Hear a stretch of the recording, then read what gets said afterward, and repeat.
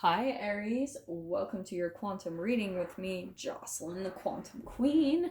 So this is of course for Aries Sun, Moon, or Rising, and as always, welcome to my cross watchers. Cross watcher, you could be dealing with an Aries, and the message could actually be for you. So feel free to take it however it resonates to you and your situation. If you guys would like to book a one-on-one reading with me, you can find my information down below in the description box. And just wanted to say thank you for liking, subscribing, and thank you for all the good karma donations. I appreciate it so much. So, Aries, and this is quite a powerful time for you, especially because we've got the full moon in Aries. So this is your time, my friends. And the other thing I've been bringing up in my other videos is how right now, I don't usually bring this up, but we've got Mercury in Scorpio, and what I've been picking up from the energies is there's a lot of, and I feel like I always get this with your guys' reads. I'm going to take that star card. No, maybe not. Mercury is all about communication, technology, sometimes travel, but Scorpio is all about births, rebirths, death, and sex, right? And that's one thing I was picking up with the energy lately is there could be people in your life that you're feeling like maybe starting to get a look at your sexuality. And I know this sounds weird coming out in a way, and here I am just pulling. Let me get one more card. But that's what I feel like is happening is there's these people that I think trigger you in certain ways. Aries is kind of what I was getting in your pre-shuffle, and you are going through a huge transformation. In your pre-shuffle, I literally got the Phoenix card, and I'll show you guys that later. But what I think is happening is part of your transformation is where I was getting kind of this role reversal. Is like, I think for some of you, maybe there was someone in your life where you felt like they knew where your goat was tied. They knew how to trigger you. They know how to provoke you. And you guys might even be able to sense it, and which is interesting for an Aries because Aries can have a temper, right? It's that warrior, it's the ram, it's fire. So you might be like, when someone triggers you, you can fly off the handle and like, you get like frustrated or you want to bite back at them. You know what I mean? That's what I'm getting is more from your energy. What's interesting is that I feel like you're going through this huge transformation, and a part of that is going to be where you're learning how to switch the role reversal. And that's why I can't wait to show you guys the pre-shuffle cards, like, because it will completely make sense. I love the cards that popped out there. So, Aries, what we're getting from this combination, okay? Like I was saying, I do want to say that this is kind of the dynamic that you're involved with, all right? We've got the Sun or the Knight of Rings or Pentacles, and then we've got the Queen of Cups. So it could be, just throwing this out there, it could be a earth sign that you're dealing with, a Capricorn, Taurus, Virgo, or we could get a water sign here, a Pisces, Cancer, Scorpio. Just throwing that out there just in case. But if that doesn't resonate, that's all right. And don't get caught up on the gender. But I do feel like there is exactly what I was saying. It's kind of like what I'm seeing here is, Aries, I think there's someone that you've been connected to for quite a long time, right? With that Son of Pentacles. It's kind of like someone that you've had a connection with for quite a while, and maybe even a deep emotional connection with.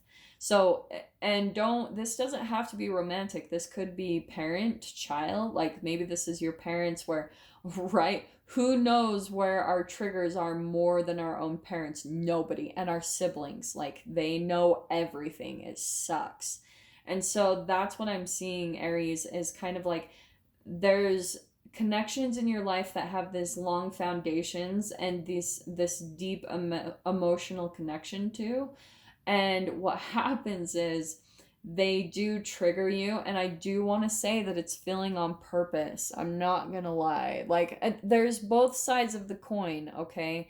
There's the part where you take responsibility from your own emotions and for your emotional reactions, but it's also like important for you to take a look at the people, and if they're purposefully trying to cause you to get upset, because that is what I'm getting a lot from the reads today, is that There are literally people that feed off of that, feed off of the drama. They feed off of your reactions, especially your negative reactions. So if they can get that out of you, they actually feel like they're in control. They feel like more powerful because they're able to trigger that within you. And that's why I feel like the Tower card is coming out.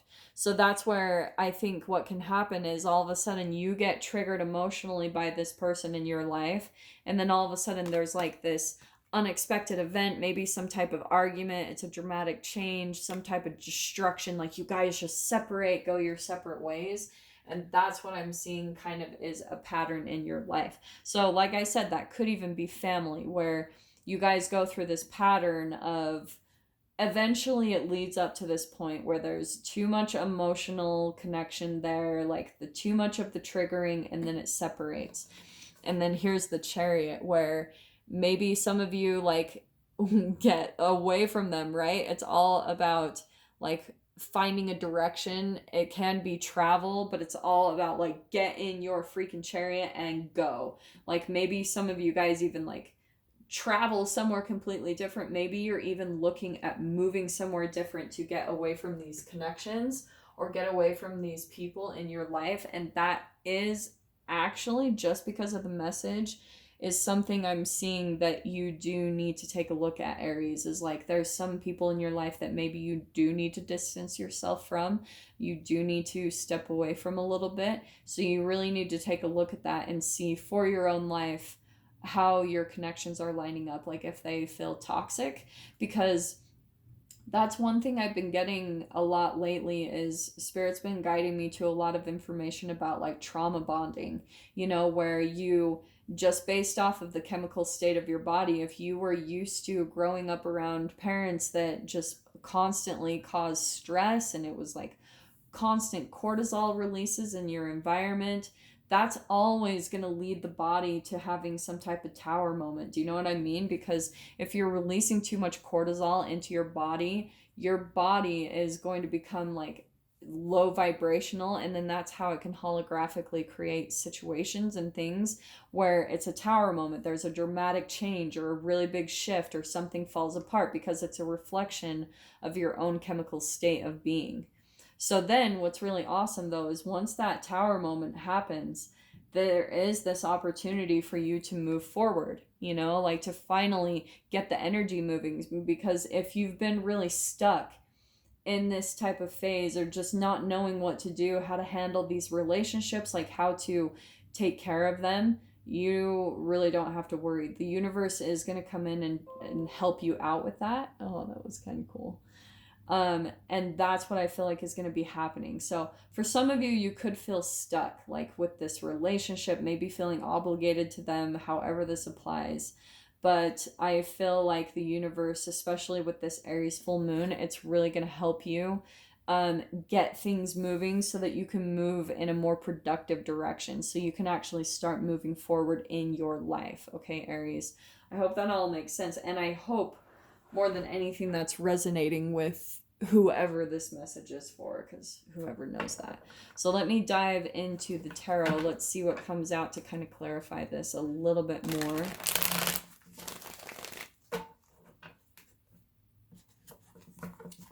Yeah, look, there's that Queen of Cups again right there. So yeah, deep emotional connection that you have with someone, or like I said, like that could be a mother, and you know, you're feeling that obligation to keep that person in your life, and that makes sense, you know, like it's hard to figure those ones out because you love them, they're family, and sometimes they're toxic and trying to get a rise out of you, and it's just not healthy, you know.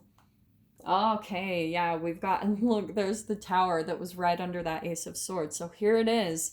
Here is some like truth, boundaries, clarity coming in, a new beginning. That could even be like new communication, just throwing that out there. But the other thing I want to say is, again, it's like maybe that's you. Look, the Chariot on the bottom. This is crazy.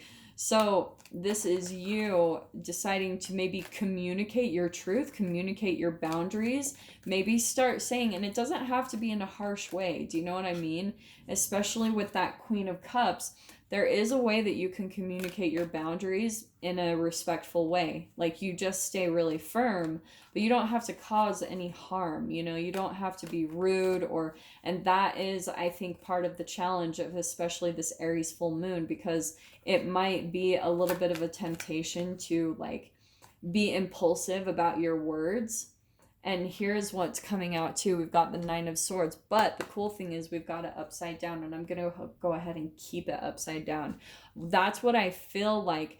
Once you start communicating your boundaries clearly, and maybe start just saying things that have been on your mind for a while, Aries, like with these people in your life, this person, this dynamic, or this environment that you're in, once you start really using that throat chakra and communicating your truth, your fears and anxieties are going to completely dissolve away.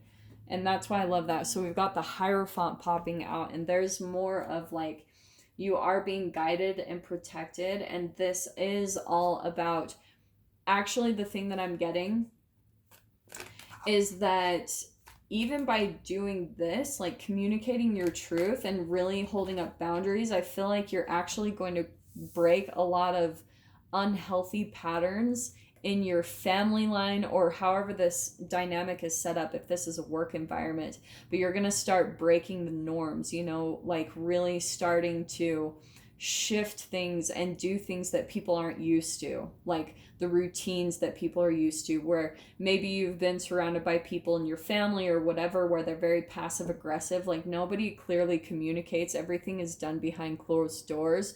This is you being the non-conformist, you know what I mean? Like, you're the one that communicates and speaks your truth. But like I was saying, there is a really good way to do it in a peaceful way, in a loving way. And look at that. We've got more communication coming in.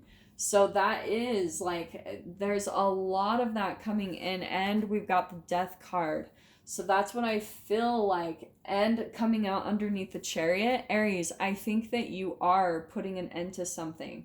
Some relationship, maybe a work environment, but you're moving forward. I think you're moving on to something better that's going to fulfill you much more. So whether this could be like a romance, or even, like I was saying, it can be difficult, but for some of you, this could be moving away from family, you know, just having a disconnection, because maybe you're starting to see, Aries, that maybe it's not the healthiest for you.